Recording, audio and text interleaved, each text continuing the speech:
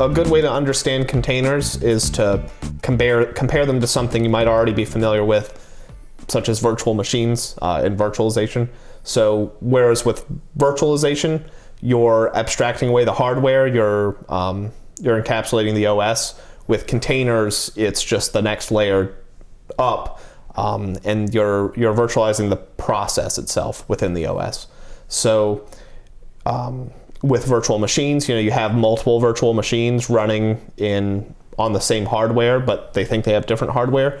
You can have multiple containers running in one OS, but they have different views of what the kernel is, the kernel being the core of the OS, if you're not familiar. So that's, in a nutshell, that's kind of what a container is. That's the best non-technical understanding. Now there's certainly a lot more, there's a much deeper dive we could do into the details of how containers work, but I think that's probably beyond the scope of what you want to hear about. Yeah, that's a good answer. You know me. Yeah. I think just getting that basic understanding of what it is, and people who can want to dive in and learn specifically more about the technical component, there's tons of resources out there to make that happen. But I think some things that people would be interested from a high level, if they're just learning about containers or if they're just learning about kind of this space in general, is what benefits do containers offer teams as they're trying to build their software? Okay. I'd say probably speed and resource utilization. So I mean, you've sort of got resource utilization with virtualization. It was easy to spin up multiple machines with some set of hardware. With containerization rather, you can do that you can have a much more fine-grained management of your system resources. It takes a lot longer to spin up a VM than it does to spin up a container. It's easier it's less than 50 milliseconds to spin up a container. It's not that fast for virtual machines. So, I mean, there's an immediate speed benefit there. So that's just off the top of my head. What was the other one I mentioned? Resource utilization, speed. Yeah, I guess we've got it covered. Those are the two big things people are looking for when they're considering containers. Right, and they're looking at containers as a way to improve their speed or improve their resource utilization. But containers don't solve the problem for everyone. Yeah. It doesn't necessarily, just because they provide the benefit of speed and resource utilization, doesn't mean that just because those are the two problems you're facing, that necessarily containers are the right answer for you. Yeah, or that you'll get those things from it. So there's the concept that your application has to be easy to containerize in order for you to get some of those benefits. So for example, if your application can't scale or doesn't work when scaled, then if you were to try, say, putting your application behind a load balancer, you don't get any benefits from it, right? Because a load balancer works by scaling and shifting traffic to multiple copies. But if your application doesn't support it, you're not going to get any benefit. And so the same is true with containers. You have to be sort of ready to put your application in a container.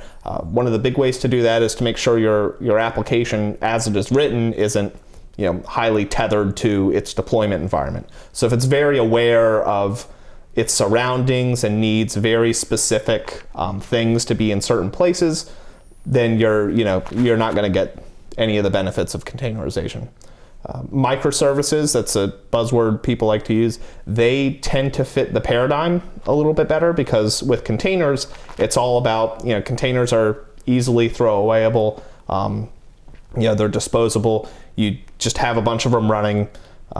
You treat them like, what's that phrase? You treat your containers like cattle, not like pets. So none of them are special, they're just all blind copies. Whereas if your application is not made to run that way, you're not doing microservices, you have a very particular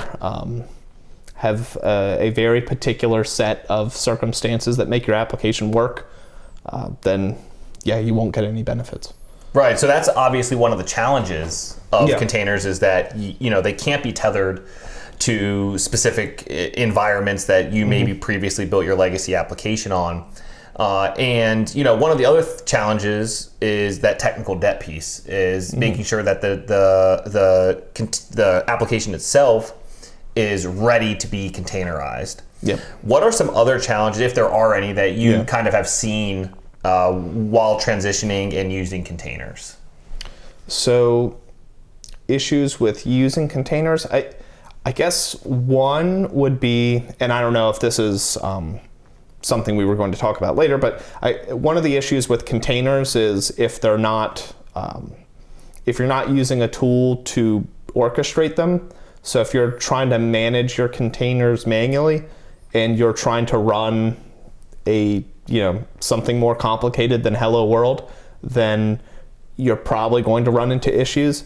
Now, most people don't, like a lot of people now, just since containers have been around and everybody's talking about, if you've heard of Kubernetes, a lot of people talk about tools like that. So a lot of people are trying to start with the orchestration tool right out the bat, which poses its own set of challenges, but that at least solves that problem. But if you look back when Docker was just sort of becoming popular, one of the problems you would see was, people had they wanted to use this cool technology and they didn't know how to scale it. So you mentioned a couple of tools there. I want to start with the latter, which is Docker. Yep. And kind of answering what is Docker and how is it different than a container and how is it different from what we'll talk about in a minute, container orchestration. Okay. Well, the first one is Docker being different from containers. So it's interesting the way what people mean when they say Docker. So Docker is a container engine. So if you were to go to the internet and say, I want to download Docker, what you're downloading is the Docker container engine. And there are several competitors to that, but as far as I know, they're still not as popular. I don't think they have as much market share as Docker does. I haven't checked recently, but I still don't hear people talking about them much. Cryo, I think it's cr.io or something like that. And then Rocket, I think they're also .io. People really love that extension. They're all... We should change the podcast to 404 podcast found.io. Yeah, let's do it. That'll make you really trendy and cool. So Rocket and Cryo are two big ones. As big as you can be when competing against Docker. So that was your first question, is what is Docker? And then is it different from a container? Yeah, Docker runs containers, but a lot of times people just say, when they mean containers generally, they'll just say Docker containers and it doesn't really make a difference. Colloquially, it doesn't. I mean, there can certainly be issues, like if you're running something else, that can start to become an issue. But again, since most people are running Docker, people just use them interchangeably. So that might be where the confusion was. Yeah, absolutely. And I think that the next step beyond Docker, so you have the containers, you have the container engine being Docker running those containers. Yeah. Then you have what you mentioned as container orchestration, and the tool you mentioned was Kubernetes. That's not the only tool out there, but that's the one that you're familiar with, as well as some others, but kind of the more popular one right now. I don't quote me on this, but I believe it is still... We're going to quote you. Oh, good. I believe it's still currently the most popular tool. I don't think it's been overtaken by OpenShift. And that also doesn't... There are variations of Kubernetes, so there's, installing it yourself, and then there's using like a managed version in Google Cloud or in AWS. But all of those things together, if you just call that Kubernetes, I believe it's the most popular. So what is Kubernetes? Yeah, so, you said before, container orchestration. It's not a whole lot more complicated than that. Kubernetes manages running your containers. So with Docker, since that's what we've been talking about, when you can easily spin up containers, you say Docker run, and you give it an image that's like a container template, and then you create an instance of a container. And then if you want to do any more configuration, you have to specify all this stuff. And Docker, just like most applications, it runs on a single machine, but I think I said Kubernetes cluster. So Kubernetes is a clustered application. So it's basically a bunch of machines all running Docker or Cryo or Rocket, and running containers sort of, but managed through a single interface. And so that's like the Kubernetes API. So you interact with this API, and then you can spin up containers to say, I want to have 10 copies of my application because it's, my application's sleek and robust and I can load balance it. Well, now I can load balance it across, let's say I've got a cluster with 5 nodes. So like 5 machines all running Docker. And then I could spin up 10 copies of it, I think I said. There could be like 2 running on this node, 2 running on this other one, and they can all communicate effectively, and they can all do what they need to do, and that's all managed by Kubernetes. So I didn't have to do any networking. I didn't have to do any of the logic for load balancing. I didn't have to do any of that because they're all Kubernetes constructs. It's all based on how Kubernetes itself runs. So what I did was I said, this is the Docker image I want. This is how many copies of it I want. And if I wanted to, I could say like only run it on these nodes or only do this other stuff, but it has stuff it can do by default, and I don't have to be overly explicit to get something up and running. So Kubernetes really helps facilitate that, the managing of the run of your containers, and helps kind of with the scalability of being able to run these containers across a load of different the application across a load of different containers. Yep. That's obviously a chief benefit of using a tool like Kubernetes container orchestration tool. What are some of the challenges that you face in using container orchestration tools like Kubernetes or Red Hat's OpenShift? So I guess so it always depends on which variant you're using. So for Kubernetes, I'd say probably the biggest challenge is security. So Kubernetes is insecure by default, which is to say not that Kubernetes can't be secured or that you have to bend over backwards in order to lock it down. But in order to drive adoption, basically they made it insecure so it was easy to get something up and running. Again, so it's easy to get started, but it takes a little bit of knowledge and understanding in order to get it fully secured. Which is, I think that's a good model. We talked about Red Hat's OpenShift. So they took a different approach. Their model is it's more secure by default. And part of the reason for that is they're not trying to drive widespread adoption and utilization of the tool like Google is doing for Kubernetes. But what they want instead is for you to pay for their support. That's their model. If you're getting OpenShift, a lot of times you get, a Red Hat team to come set it up and help teach your people and help manage it for you. So that's kind of what they want. But security still, that comes at a cost. So no matter how you choose to address it, security is going to be a thing you have to worry about. Security is such a hot button topic right now as well. What are things and some steps that people can take as they start to use these containerization tools to make their applications and their containerization itself more secure? So I would say it all starts with, so you have to know the tools of, that are in use. So, no tool is going to solve all your problems, but a lot of problems can't be solved without the help of tools.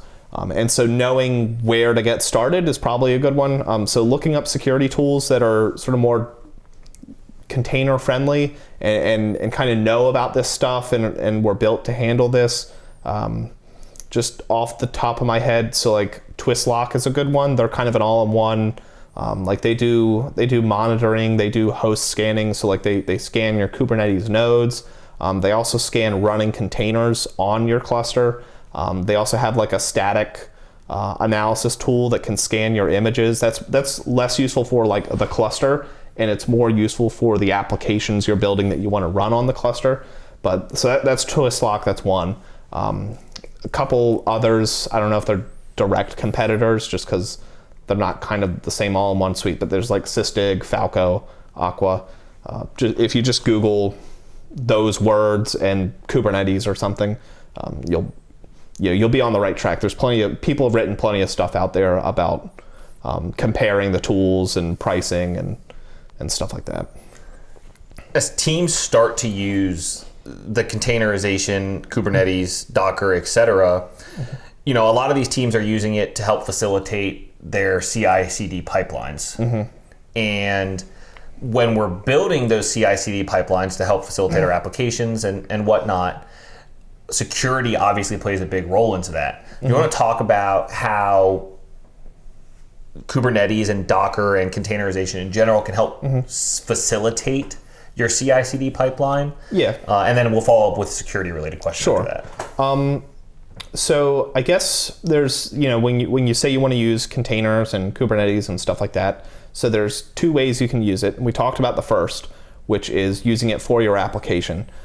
And so as far as how that affects the pipeline, you're building a different artifact. Whatever CI/CD tool you're using needs to know how to build Docker images, so that's a thing. You have to have a place to store them. But probably more interestingly is using those technologies in the pipeline itself. So a pipeline is just, going from source code to deployment with quality gates in between and doing a bunch of cool stuff there, running tests and whatnot. But it's all just executing stuff. So I have a task that runs my static analysis. I have a task that runs my unit test. And that's all just code being executed somewhere. In Jenkins, it's something that's getting run on what's called a Jenkins agent.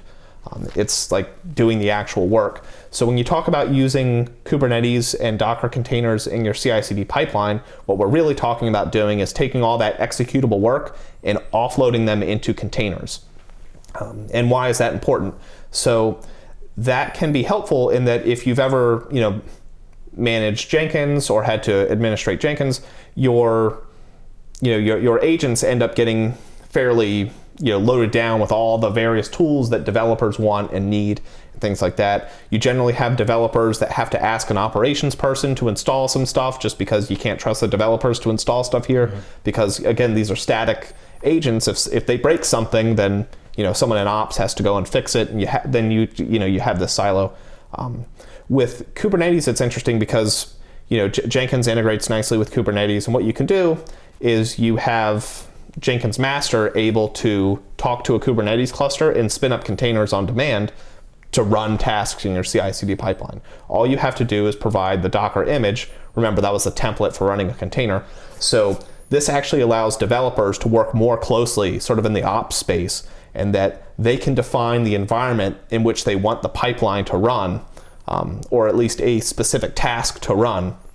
So they're no longer just making some change to the application, throwing it over the wall, saying it's ops' problem.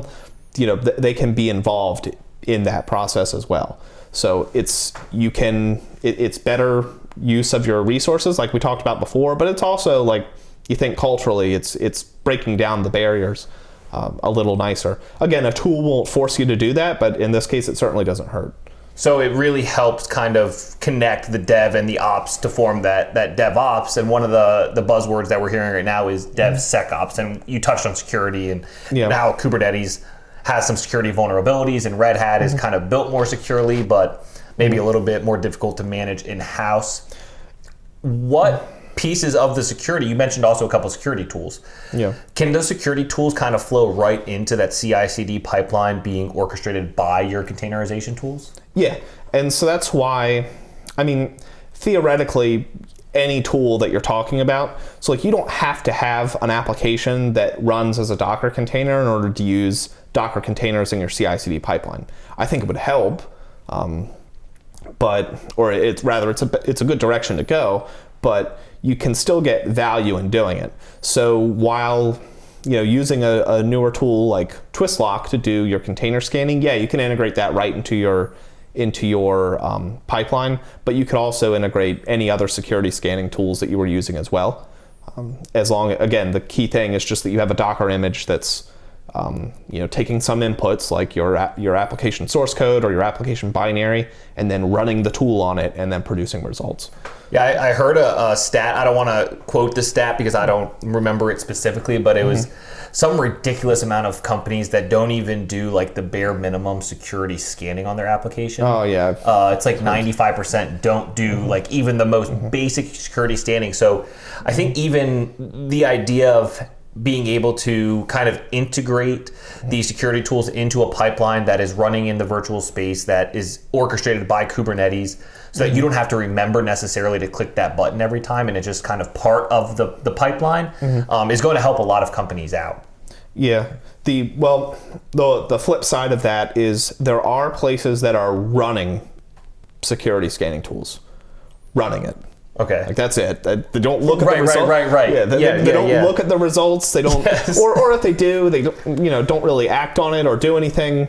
And sometimes there are good reasons for like, hey, there is this vulnerability, but we've done some analysis and we don't think this should break the pipeline. Okay, you looked at it. That's fine. There are less savory cases where it's like, we really need to go to production. This is a legit issue, but we're probably going to fix it before it becomes a problem. And then there are places that just, I don't care, just release it. For whatever reason, the results are there. They're just choosing to ignore it.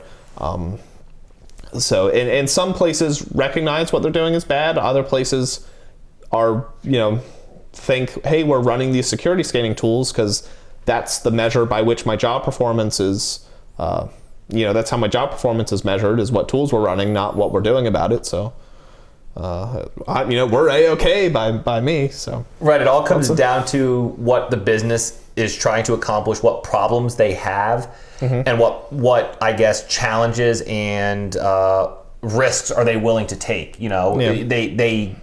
It's important that we get them as developers, as people, testers, as people in the development life cycle, that we provide them with the information to make the decisions based on security vulnerabilities that we've found or security risks that we've kind of highlighted for them. For people who are new to this space and maybe are, kind of getting their first glimpse really into containers and Docker and Kubernetes and all of these different tools, what are some steps and some resources they can take to get started?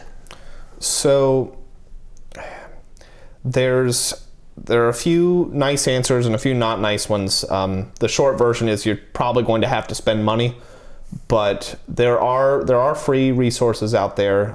The Kubernetes documentation is pretty good. There's the Linux Foundation. I believe they have a free intro to Kubernetes course, but it's there's one you pay for that's meant to be a 40-hour course. And then there's a free one, but it's a couple hours or something. It's, again, just to give you a taste, so you buy the product. But it's good. They produce good quality stuff. They're, shameless plug. So we do training on Docker and Kubernetes, and also we do coaching and helping get stuff set up. So there's external consulting companies. Again, the best options are probably going to involve spending money for your organization. If you're a highly motivated individual and you're looking to learn, where there's a will, there's a way. There is free documentation out there. There's I think there's Kelsey Hightower there's Kubernetes the hard way. So there's it's a Git repo that has you install Kubernetes cluster, but using zero automation, so you really learn the ins and outs of it. So there's lots of cool stuff out there, and that's free, but it takes a lot more work. If you're a manager and you're looking to get a team onboarded, you're probably better off with one of these courses or something, just because it's less work. You know what you're getting and how you're doing it.